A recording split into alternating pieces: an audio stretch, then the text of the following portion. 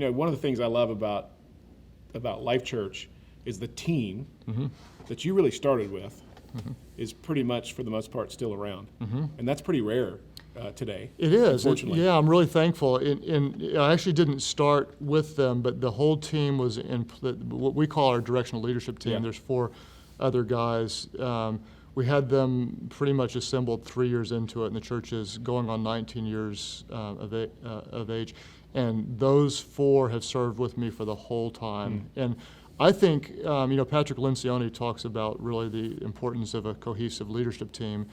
And when I read that years ago, I believed it. But now, I absolutely and completely believe it, that without these guys that have my back, that I trust, that, we've grown up together. Yeah.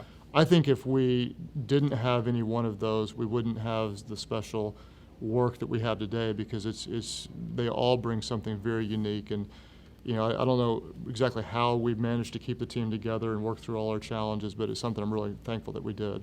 When you watch so many great sports teams, as soon as they win, then everybody exits because they get opportunities. Right.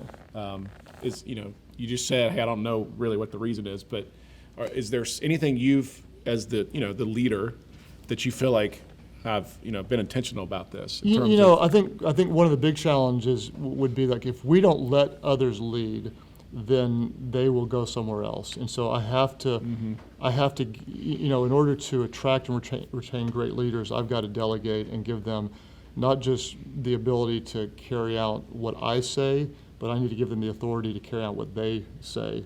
And so, like Bobby Grunwald, that well, who's almost always with me on the road, he's a guy that built and sold 2 technology companies before he graduated from college. Yeah. So people say, how do you keep him? Why doesn't he go somewhere else? And one of the reasons might be because I empower him to create what's on his heart, rather than telling him to do what I wanted. YouVersion Bible app was his idea.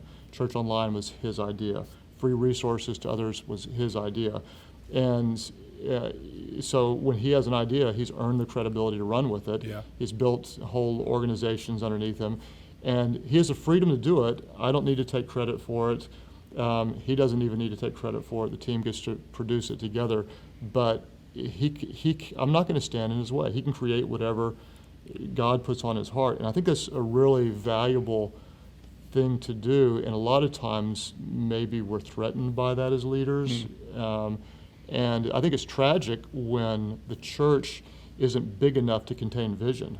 I don't want anyone to leave the church because they have to go outside to do something bigger. Yeah. I believe the church should be big enough to contain whatever vision someone has to do through the church. Well, and it takes a confident, secure leader to let others do things that they're probably going to get credibility for. Yeah, right? I suppose so.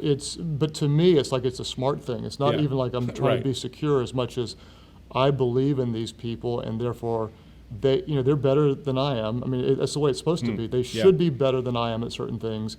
And if they're not, I didn't select the right people.